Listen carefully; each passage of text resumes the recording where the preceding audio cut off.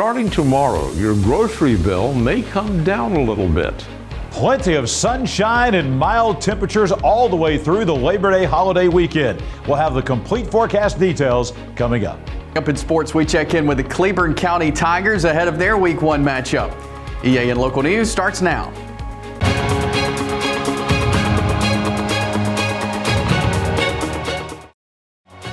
This segment of EAN Local News is brought to you by WM Grocery, located in Heflin, Wadowee, Roanoke, and in Piedmont. Good evening, and thank you for watching East Alabama Now Local News for Thursday, August 31st, 2023. I'm Mike Stedham. And I'm Katie Edwards. A 1-cent reduction in Alabama's state sales tax on groceries will go into effect tomorrow, a move that could save families more than $100 in their annual food costs. It's the first half of a 2-cent reduction passed by the Alabama legislature earlier this year, with the second part scheduled to take place 1 year from now. Alabama's current state sales tax on most items is 4%, with local municipalities typically adding 6 or 7% on top of that. This new bill reduces the state's share of tax revenue down to 3% on a wide range of grocery items starting tomorrow, and that will be cut to 2% in 2024 if the state's economy is still doing well. Alabama Arise, an advocacy group that supported the tax reduction, says it should save the average Alabama family about $150 a year. An investigation continues into the death of a Jacksonville State University student who was found dead in a dorm room Wednesday afternoon. Officials have not identified the student, and the body has been sent to a state crime lab to determine the cause of death. Campus police were summoned to Pennell Hall around 5:30 Wednesday afternoon for a welfare check on the student, who was found dead when officers entered the dorm room. JSU's campus newspaper, the Chanticleer, reported that while the student's name had not been released, officials did say she was 22 years old, an Anniston resident, and she was a student worker in the Theron Montgomery building. In an email to students, JSU President Don Killingsworth called the death a tragic loss for the campus community and said counseling services are being made available to any student who requests them. When we come back, we'll give you the latest update on the COVID pandemic.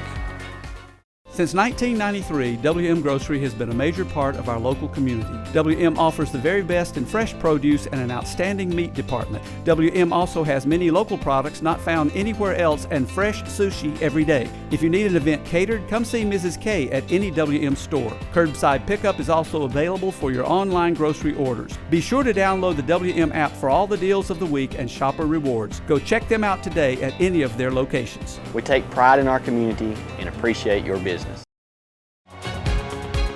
This segment of EAN Local News is brought to you by Waldrop Manufacturing, metal buildings made right here in Calhoun County. As COVID cases climb in Alabama and elsewhere, public health officials are calling for caution, not alarm. A public health official speaking to the New York Times said the public is better positioned than it ever has been to face COVID, but expressed uncertainty about how the nation will manage the virus moving forward. Another public health professional quoted by ABC News this week emphasized that overall COVID numbers are at historic lows in spite of a recent increase. EAN News asked Dr. Suzanne Judd, a professor of public health at UAB, about fluctuating COVID numbers. It is going up a lot right now, but again, you're talking about it going from a very small number, so it's easy for it to double, to get 22%, 44%. We're not seeing that this particular strain of COVID is more lethal. It's not more likely to cause really severe infection that would drive someone to the hospital. But you do see the hospitalizations going up slightly. According to the CDC, COVID infections are increasing significantly each week across the country and here in Alabama. For the week ending August 12th, the federal agency reported a 22% increase in COVID hospitalizations in the state. For the week ending August 19th, COVID hospitalizations were up 48%, but Judd said that Alabamians don't have to fear these numbers now. it was scary. In 2020, when we had a brand new virus that our bodies had never seen before, that was scary. You don't have to be scared now. Our bodies have seen COVID. They know how to fight it. But some people will always have a stronger reaction to viruses, whether it's flu or COVID. Every year, people die from those types of viruses. So it's important to know your personal risk. That's the advice that I give folks. Don't overly do it. But do know what you need to do to protect yourself. Things like vaccines and hand washing and masks work great to keep you and your family members safe. When we come back, we'll show you the pictures of some individuals wanted by the local police. For metal buildings in Alabama and the Southeast, Waldrop Manufacturing is your one-stop source. A Waldrop metal building provides the coverage and protection your investments need. They specialize in carports, RV covers, portable buildings, and storage buildings. Stop paying rent for storage. With Waldrop's price per foot, you can actually save money by buying straight from the manufacturer. Waldrop buildings are guaranteed because Waldrop manufactures buildings with U.S. steel right here in Calhoun County. Waldrop Manufacturing, serving the entire Southeast. Give them a call today. This segment of EAN Local News is brought to you by Oxford Lumber. Come visit any of our locations in Oxford, Jacksonville, Talladega, and Roanoke. Oxford police are asking the public to help them find Kerry Lawrence Cox. He has an outstanding felony warrant for fraudulent use of a credit or debit card. If you have any information about Cox, please call the Oxford Police Department at 256-831-3121. Meanwhile, Anniston police are trying to identify the person in this photo. She's wanted for questioning in connection with a theft at Pickett's Feed and Pet Supply a week ago. Please call the investigative division at 256-240-4000 if you have any information. Oh, Katie, it's time for Labor Day. Big plans, I hope? Well, no, really plans just to kind of relax and take a break from laboring.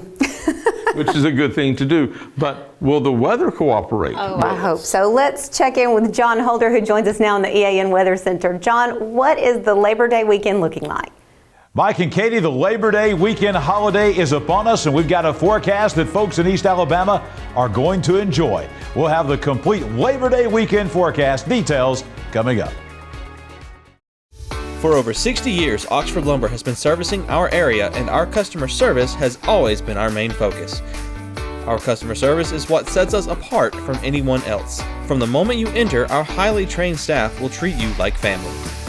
To enthusiastically provide total customer satisfaction within a positive and self-fulfilling employee relations environment. Visit us at any of our 4 locations or at oxfordlumber.com. Much warmer temperatures today across East Alabama. Plenty of sunshine, 87 for the high. A cool morning this morning. We dropped all the way down to 62 degrees. Both of those numbers are below average for this time of year. Record high temperature 97, the record low at 54. You see your sunrise and sunset times. The days continue to get shorter as we move into fall. We're looking at the sunset at 7:10 tonight. That is about 2 minutes earlier, I should say, than it was last night across East Alabama. Those days continue to get shorter. Weather on your street on a Thursday night. Going to take you to Tomahawk Trail out in Sachs. Perfect evening out in Sachs. Clear and pleasant. The low dropping down to 68 degrees. Enjoy that. Coming up on your Friday, weather on your street takes you to Rocky Hollow Road in Pleasant Valley. A few afternoon thunderstorms. Warm tomorrow, 87 for the high. Not everyone across the region is going to see a storm tomorrow. About a 40% chance of that, but a few of you will see a pop-up shower thunderstorm tomorrow afternoon, maybe in Pleasant Valley and across the region on your Friday. And as we look ahead to the weekend, it's the Labor Day holiday weekend. Sun and warmth, the story, Bradford Avenue in Hobson City. Plenty of sunshine, no rain in the forecast. Temperatures will be in the 80s. Can't ask for much better than that on Labor Day in Alabama. Let's take a look at the 7-day forecast now. And you're going to be looking at, again, a dry weather pattern setting in. If you don't get rain tomorrow afternoon, you may not have rain for a week across East Alabama. We're looking at 85 with sunshine on Saturday, 88 on Sunday. We are not done with summertime, and we're not done with 90-degree temperatures. By the time we get into Labor Day, we're at 90 degrees, and it looks like all next week we will be in the low 90s, which actually is 2 or 3 degrees above average for this time of year. Nighttime lows staying relatively on the cool side. We're still going to be in the 60s for the most part all the way into the middle part of next week across East Alabama.